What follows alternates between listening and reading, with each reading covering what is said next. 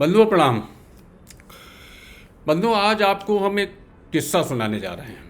किस्सा क्या, हास्य प्रसंग है और काफ़ी पुराना है, इसलिए हो सकता है आपने भी सुना हो। यह आज जुमलेबाज प्रधानमंत्री के कारण ज़्यादा प्रासंगिक हो गया, इसलिए याद करा रहा हूँ। प्रधानमंत्री के लिए जुमलेबाज शब्द की उत्पत्ति उनकी पार्टी से ही हुई थी। उनके कहे के मुताबिक जब वह भारतीय के खाते में 15-15 लाख रुपए नहीं पहुंचा पाए तो उनकी पार्टी ने कहा था, अरे वो तो जुमला था। तो यह तो तय हो गया कि उनकी कही बात को गंभीरता से नहीं लेना चाहिए। पता नहीं उनकी किस बात को उनकी पार्टी के लोग जुमला करार दे दें।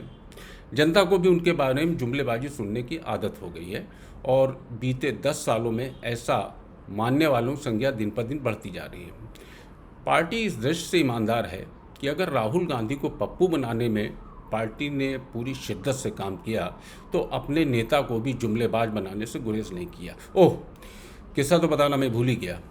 क्या बताएं, मोदी जी हैं इतने मज़ेदार कि एक बार उनका जिक्र छिड़ जाए तो आप भी हंस हंस कर लोटपोट हो जाते हैं। खैर, किस्सा कुछ यूँ है कि जेल में बंद एक कैदी ने पुस्तक लिखनी शुरू की और फिर पुस्तक चूँकि लिखी काफ़ी मेहनत के बाद, कोई 500 पन्नों की पुस्तक उसकी पूरी हो गई और उसने ख्वाहिश की कि जेलर जो है उसकी पुस्तक का विमोचन करें।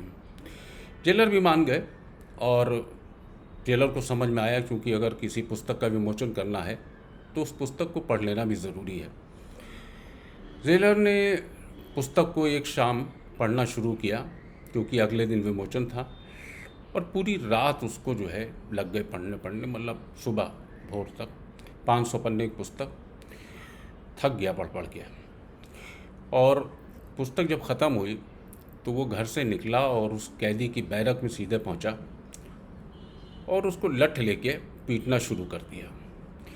जेल के बाकी कैदी भी आ गए, उन्होंने देखा है क्या माजरा है, पूछा कि हुजूर क्या हो गया, क्यों इतनी बेरहमी से पिटाई कर रहे हैं। जेलर ने एक जवाब दिया कि उसने पूरी रात में इस पुस्तक को ख़त्म किया और 500 पन्ने में इस कैदी ने सिर्फ 2 शब्द लिखे हैं कि घोड़ा चलता कैसे है, तकबक तकबक तकबक तकबक तकबक तकबक तकबक तकबक, बस। और इसमें 500 पन्ने ख़त्म हो गए। यही हाल बंधुओं हमको जो है, जब इस कहानी का स्मरण आया तो मोदी जी की याद आ गई। मोदी जी का अक्स हमको उस कैदी में दिखाई देने लगा। जब से चुनाव की घोषणा हुई है तब से मोदी जी हिंदू मुस्लिम की बकबक बकबक बकबक बकबक कर रहे हैं। चुनाव ख़त्म होने तक तो यह बकबक जारी रहेगी। देखना है चुनाव के बाद क्या जनता उनकी वही हालत करेगी जो कैदी की जेलर ने की थी या नहीं। उनका ताज़ा बयान नासिक की चुनाव रैली में सुनने को मिला कि धर्म के आधार पर बजट चाहती है कांग्रेस ने 2004 से 2014 के बीच केंद्र में सत्ता में रहते हुए बजट का 15% अल्पसंख्यकों पर खर्च करने की योजना बनाई थी और भाजपा ने इसका विरोध किया, जिसके चलते यह प्रस्ताव कांग्रेस को छोड़ना पड़ा। मोदी जी यह बात किस आधार पर कह रहे हैं यह तो पता नहीं, क्योंकि कांग्रेस शासन में ऐसी किसी योजना की जानकारी नहीं मिलती है और अगर 15% आबादी पर बजट का 15% खर्च किया जाता है या ऐसी कोई योजना थी तो इसमें इतनी चिल्पों की क्या ज़रूरत है। किसके साथ अन्याय हो गया कि मोदी जी चुनाव में इसे मुद्दा बनाने में जुटे हैं। ऐसा तो संभव नहीं है कि बजट का 15% पैसा निकाल कर मुसलमानों में बांट दिया गया। याद करिए मोदी जी, 15 मई को महाराष्ट्र के डिंडोरी की चुनाव रैली में आपने ही कहा था कि आपने कभी किसी का धर्म नहीं देखा, किसी का धर्म पूछा नहीं, योजनाएं सबके लिए बनाई जाती हैं और सबको योजनाओं का लाभ दिया जाता है। क्या आप दावा कर सकते हैं कि कांग्रेस ने बजट का 15% पैसा सिर्फ मुसलमानों में बांट दिया हो या बांटे जाने की ऐसी कोई योजना आपकी जानकारी में, और अगर है तो उसका आधार क्या है।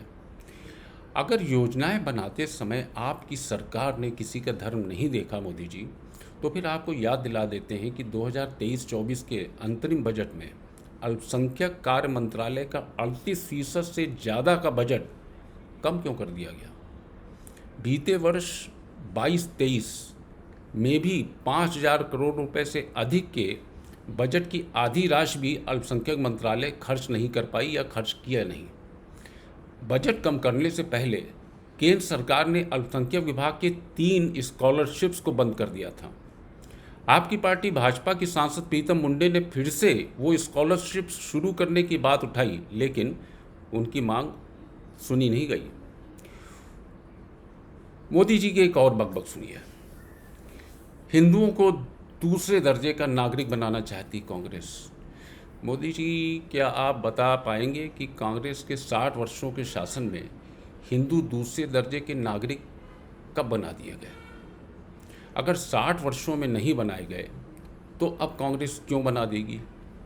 यह आपके अपने दिमाग की उपज है, और वह भी सिर्फ इसलिए कि हिंदुओं को डरा धमका कर उनका सारा का सारा वोट हड़प लिया जाए। और अगर यह बात सही है तो चुनाव के पहले आपने ये बातें क्यों नहीं कही? आपके बेसिर पैर के बयानों का असर ये हुआ कि अमित शाह भी बिना दिमाग लगाए कुछ भी बोल लेते हैं। कहते हैं सोनिया गांधी ने सांसद निधि का 70% से अधिक पैसा अल्पसंख्यकों पर खर्च कर दिया। कैसी बच्चों सी बातें करते हैं शाह साहब। चुनाव जीतने के लिए जो मुंह में आता है बके जा रहे हैं। कोई आधार है ऐसे बेतुके बयानों का? रायबरेली की कुल आबादी 34 लाख है, और जिनमें से कोई 12% से कुछ ज़्यादा मुस्लिमों की आबादी है। यानी मुसलमानों की संख्या 4 लाख है, जबकि 29 लाख से अधिक हिंदू हैं।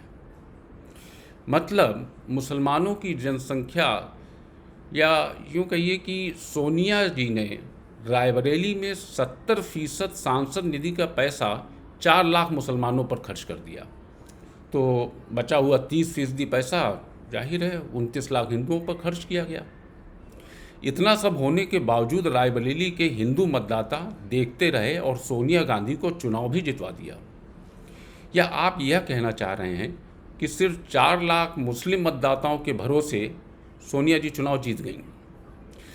सोनिया गांधी को रायबरेली में 2004 में 58%, 2006 के उपचुनाव में 80% से ज़्यादा, 2009 में 72%, 2014 में 63% और 2019 के चुनाव में 55% से ज़्यादा वोट हासिल किए थे, और वह बीजेपी के दिनेश प्रताप सिंह से लगभग 1,70,000 वोटों से जीती थी। मतलब 12% मुस्लिम आबादी वाले रायबरेली में वह हमेशा 50% से अधिक वोट प्राप्त करती रही हैं। वह भी तब जब अपने संसदीय निधि का 70% धन वह मुस्लिमों पर खर्च करती रहीं, और हिंदू उनको भारी मतों से जिताता रहा। मोदी जी, आपने रायबरेली के हिंदुओं को क्या बौड़म समझ रखा है?